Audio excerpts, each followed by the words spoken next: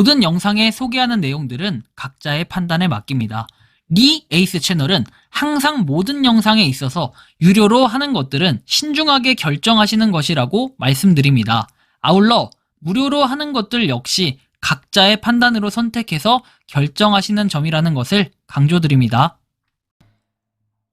안녕하세요, 니 에이스입니다. 자, 여러분들 이번 시간은 파이코인 국내 거래소 상장이 불가능한 이유에 대한 보고서를 한번 공유 드려볼게요. 이 중요한 내용이면서도 굉장히 현실적인데요. 영상을 한번 끝까지 보시면서 어떤 내용들이 있었는지 살펴보는 그러한 시간을 가져보도록 하겠습니다. 자, 지금부터 바로 한번 시작해 볼 수 있도록 할 건데요.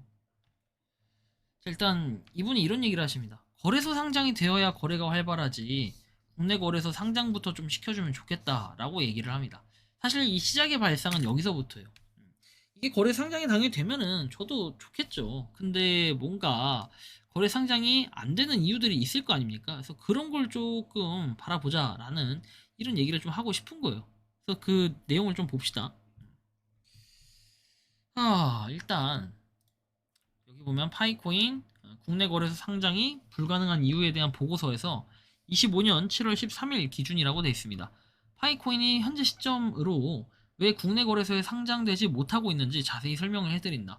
복잡한 내용을 최대한 쉽게 풀어서 누구나 공감할 수 있도록 작성을 해보았다.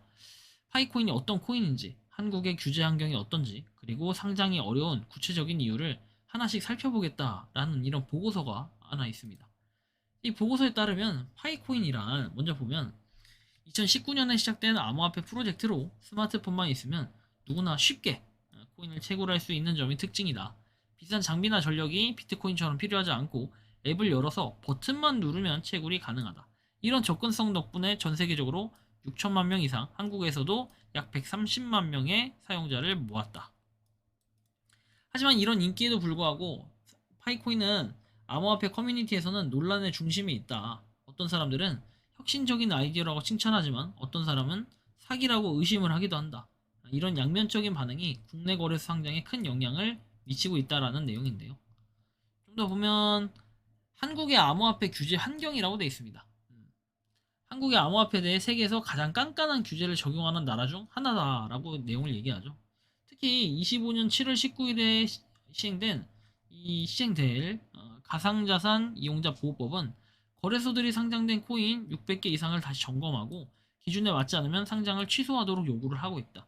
이 법은 투자자를 보호하기 위해 만들었는데 거래소가 코인을 상장하려면 다음과 같은 조건을 충족해야 된다. 투명성, 보안성, 규제 준수, 신뢰성 이 네 가지인데요. 프로젝트 팀 기술 운영 방식이 명확해야 되고 네트워크와 사용 자산이 안전해야 되며 자금 세탁 방지와 고객 신원 확인 규정을 따라야 되고 코인의 실제 가치를 증명할 수 있어야 된다. 예를 들어 업비트나 비썸 같은 국내 대형 거래소는 이런 새로운 코인을 상장할 때 매우 신중하고 코인이 문제가 생기면 거래소도 책임을 질 수 있기 때문에 확실히 믿을 수 있는 코인만 상장을 하려고 한다. 그런데 파이코인은 이러한 환경에서 어떤 어려움을 겪고 있을까요? 파이코인, 자, 신뢰성과 투명성 문제라고 돼 있어요. 사기라는 비판을 받아들여왔다. 바이비트의 CEO가 파이를 사기 프로젝트라고 공개적으로 비판하며 상장 계획이 없다고 밝혔고, 니콜라스가 페이스북 도메인 사용 문제로 소송을 겪은 적도 있어서 프로젝트의 신뢰성 의문이 생기고 있다. 한국 거래소 입장에서는 이런 논란이 있는 코인을 상장하기가 꺼려질 수밖에 없다. 괜히 상장했다 문제가 되지만 문제가 되면 투자자뿐만 아니라 거래소의 평판도 타격을 입기 때문에 혹시나 마음에 안전한 선택을 하는 게 거래소라는 걸 한번 볼 수 있고요. 두 번째, 가격 변동성과 시장 안정성 부족입니다. 자, 보시면 2월 20일 메인넷인데 처음에 $300 이상까지 치솟았다가 3월에는 1.67달러까지 97%나 떨어졌다라고 얘기하는데 300달러가 아니라 3달러예요. 3달러. 그죠? 2월 20일에 상장된 거. 그 전에는 IOU였기 때문에 사실 이걸 갖다가 의미심장하게 볼 필요는 없는 것 같아요. 그죠? 믿고 투자할 수 있는 코인이라는 증명을 하지 못했다라는 거죠. 뭐 3달러였다가 지금 0.5달러도 안 되는 가격이기 때문에 그렇고 독특한 채굴 방식과 보안 우려해서 작업 증명 파워를 사용하지 않는다. 그렇죠? 파이코인은. 그리고 스마트폰 앱으로 간단히 채굴을 할 수 있다. 사용자 입장에선 편리하지만 거래소 입장에선 이게 과연 안전한가라는 의문이 생길 수도 있고 전통 방식은 컴퓨터가 복잡한 계산을 풀어서 네트워크를 보호하지만 파이코인은 다른 방식을 사용하기 때문에 보안이나 탈중앙화 정도를 평가하기 어렵다. 쉽게 비유하자면 비트코인은 튼튼한 금고에 돈을 보관하는 방식이고 파이코인은 새로운 기술을 만든 스마트 잠금 장치에 돈을 넣는 그런 느낌이다 라고 볼 수 있습니다. 팀 중심의 분배 구조에서 나와 있는데 1000억 개로 200억 개가 개발팀에게 할당되어 있고 800억 개는 커뮤니티에 분배가 되지만 이 큰 비율을 갖고 있으면 혹시 팀이 시장을 조작할 수 있지 않을까라는 우려가 생기기 시작한다. 그래서 한 명이 전체 돈의 20%를 가지고 그 돈을 언제 쓸지 말하지 않으면 불안하지 않겠어요. 한국 거래소도 비슷한 마음이다. 중앙화와 조작 가능성이라는 위험 신호로 볼 수 있기 때문에 이런 게 좀 크게 느껴질 수 있는 네 가지 이유가 되겠습니다. 현재 상황과 앞으로의 전망을 보면 7월 13일 기준으로 OKX 게이트아이오 맥시와 같은 해외 거래소는 상장이 돼 있다. 그리고 한국에서도 약 600개 매장에서 결제 수단으로 사용이 되고 있어서 일정 수준의 인기는 분명하다. 하지만 업비트, 빗썸 같은 국내 거래소는 상장을 하지 않았고 이런 부분이 해결이 돼야 돼요.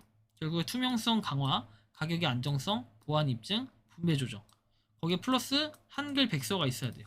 이런 것들이 좀 있었는데 이런 건 좀 간단하긴 한 건데 한국인의 정서에 맞게 이렇게 그 백서가 있어야 국내 거래소 상장 가능해져요. 그리고 나머지 이 네 가지 요소도 분명하게 퀘스천 마크가 붙어요. 그리고 또 하나. 근데 니콜라스 코칼리스는 뭐다? 거래소야 니들이 알아. 우리가 거래소로 먼저 가지 않는다. 약간 이런 마인드의 느낌이 좀 강해가지고 걱정거리가 좀 있긴 해요. 결론적으로 볼 때는 현재 국내 거래소에 상장하지 못한 이유는 신뢰성 부족, 가격 불안정, 보안에 대한 의문, 토큰 분배 위험성 때문이다. 130만 명이라는 큰 사용자 기반과 일부 상점에서 결제 사용은 분명 매력적이지만 한국의 엄격한 규제와 거래소의 신중한 태도를 넘기에는 아직 부족하다라고 얘기해요. 열심히 공부해서 시험을 준비한 학생인데 시험관에게 이 학생 믿을만 하다라는 확신을 주지 못하고 있는 상황이다. 그래서 뭔가 많은 이들이 지켜보고 있고 현재 상황에 뭔가 뭐랄까요, 좀 더 발전적인 모습들이 일어났으면 좋겠다라는 생각이 들고 굉장히 현실적인 그런 보고서를 한번 봤어요. 국내 거래소가 현재 상장이 불가능하다. 어쩔 수 없는 부분인데 여러분들이 생각하고 느끼는 파이코인 이 국내 거래 상장에 대해서 어떻게 좀 바라보고 계시는지 자유롭게 여러분들의 의견을 한번 댓글로 남겨주시면 좋겠다라는 말씀 드리며 이번 영상은 여기서 마치는 걸로 하겠습니다. 도움이 되셨다면 구독과 좋아요, 알림 설정 부탁드리겠습니다. 리 에이스였습니다. 감사합니다. 평소에 궁금하셨지만 내가 시도해보기 어렵거나 시간 낭비하고 싶진 않고 새로운 제보를 해주실 분들께서는 아래의 주소로 메일을 보내주시면 제가 해결해드리겠습니다. 단톡방은 유튜브 검색창에 소통창구를 개설했습니다를 검색해주셔서 확인하시면 됩니다. 아울러 채널 멤버십 가입 시 다양한 혜택을 누리실 수 있으니 참고해주시기 바랍니다. 시청해주셔서 감사합니다.